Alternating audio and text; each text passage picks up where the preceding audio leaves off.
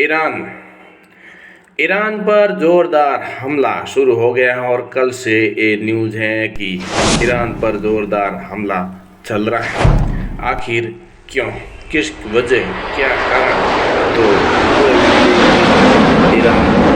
Iran पर America और Israel का बड़ा हमला, और क्या पता आने वाले दिनों में युद्ध किस तरफ पलटी मार दे।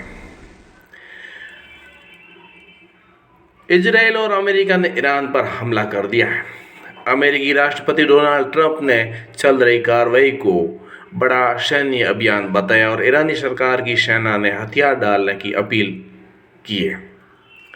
इससे पहले इजराइल के रक्षा मंत्री ने कहा कि इजराइल ने ईरान के खिलाफ प्री एम्पेटिक हमला किया और देश के कई हिस्सों में विस्फोटों की आवाज़ सुनाई गई। ये घटनाक्रम ईरान के परमाणु कार्यक्रम को लेकर कई हफ्तों पहले चल रही धमकियों और बातचीत के बाद सामने आया।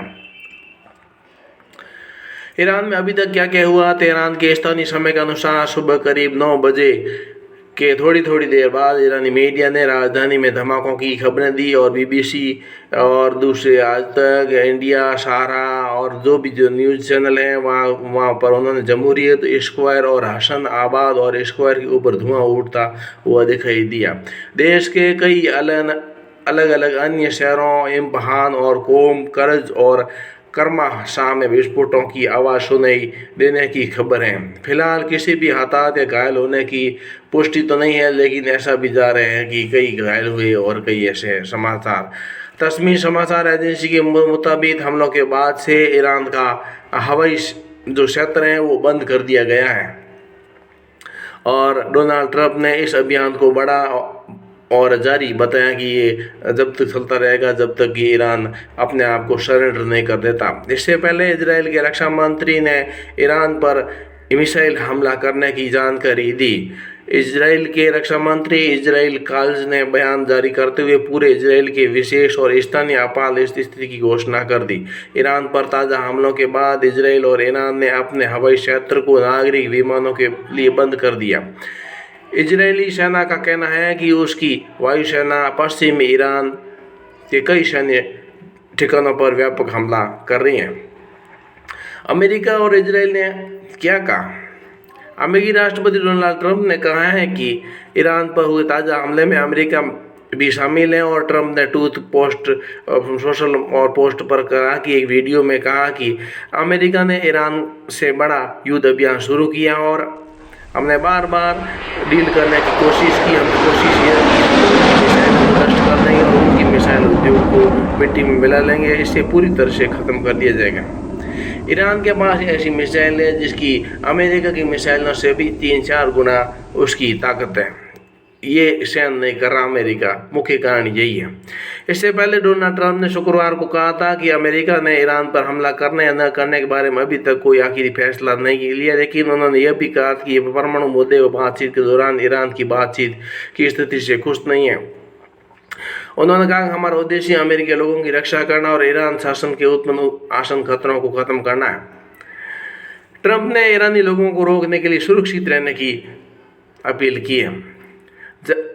ट्रंप ने कहा कि जब तक हम अपना काम पूरा नहीं कर लेंगे तब तक आप अपनी सरकार खुद संभाल लें, आपका अधिकार होगा और शायद पीढ़ियों में ये आपका एकमात्र मौका है। ट्रंप ने दावा किया कि ईरान ने अपने परमाणु कार्यों को फिर से आगे बढ़ाने और लंबी दूरी की मिसाइलें बनाने की कोशिश की जो यूरोप में हमारे बहुत अच्छे दोस्तों और साथियों विदेशों में तैनात हमारे सैनिकों को खतरा बन सकती हैं और अमेरिकी जो होमलैंड तक पहुँच सकती हैं। उनका कहना है कि अमेरिका एक बड़ा ऑपरेशन कर रहा है ताकि इस बहुत बुरी कट्टरपंथी तानाशाही को अमेरिका के लिए खतरा बनने से रोका जा सके। ट्रंप ने कहा कि ईरान हमें वह देने को तैयार नहीं जो हमारे पास होना चाहिए। उन्होंने जोर देकर कहा कि ईरान के पास परमाणु हथियार नहीं हो सकते। पर इस हफ्ते की शुरुआत में ही जिनेवा में दोनों देशों के बीच में परोक्ष बातचीत हुई थी और दोनों में पक्षों में कहा कि डील पहुंचने की दिशा में प्रगति हुई। अमेरिका तेहरान पर अपने न्यूक्लियर प्रोग्राम पर एक नई डील के लिए दबाव बढ़ा रहा।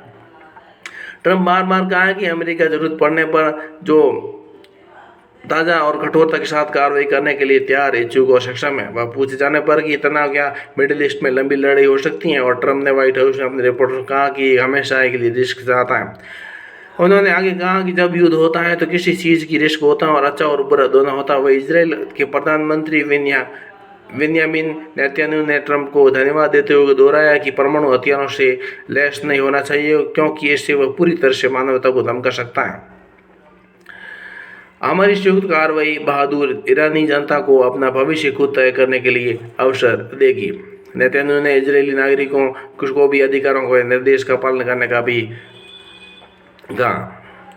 नेतन्याहू ने अपने बयान में कहा कि कुछ समय पहले इजराइल और अमेरिका ने ईरान के आतंकी परम शासन में पैदा हुए अस्तित्व के खतरों को खत्म करने के लिए अभियान शुरू किया गया था, और हमारे शानदार मित्र राष्ट्रपति डोनाल्ड ट्रंप का उनके ऐतिहासिक नेतृत्व में धन्यवाद देता हूँ, जो 47 वर्षों से आयतुल्ला शासन और इजराइल मुर्दाबाद और अमेरिका का मुर्दाबाद के नारे लगाता रहा।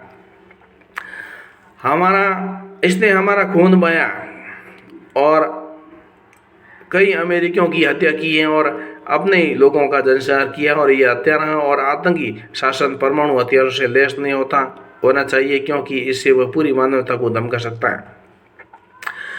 और हमारी संयुक्त कार्रवाई साहसी ईरानी जनता को अपना भविष्य खुद तय करने का अवसर देती है। अब समय आ गया कि ईरान के सभी वर्ग फारसी, कुर्द, अजेरी, बलूच और अफगानी अत्याचार में दर्जनों की तोड़े और एक स्वतंत्र और शांतिपूर्ण ईरान की स्थापना करें। मैं इजराइल के नागरिकों से अपील करता हूं कि वे होम परेड कमान और निर्देशों का पालन करें। आने वाले दिनों में operation the share of the lion के दौरान हम सभी को धैर्य और साहस दिखाना होगा। हम सब मिलकर खड़े होंगे और मिलकर खड़े रहेंगे तो मिलकर इजराइल की स्थापना और सुनिश्चित करेंगे, ये नेतन्याहू ने बोला। इसके बाद में ईरान ने प्रतिक्रिया दी है, और जो इजरायली सेना के बारे में क्या प्रतिक्रिया दी है। इजरायली सेना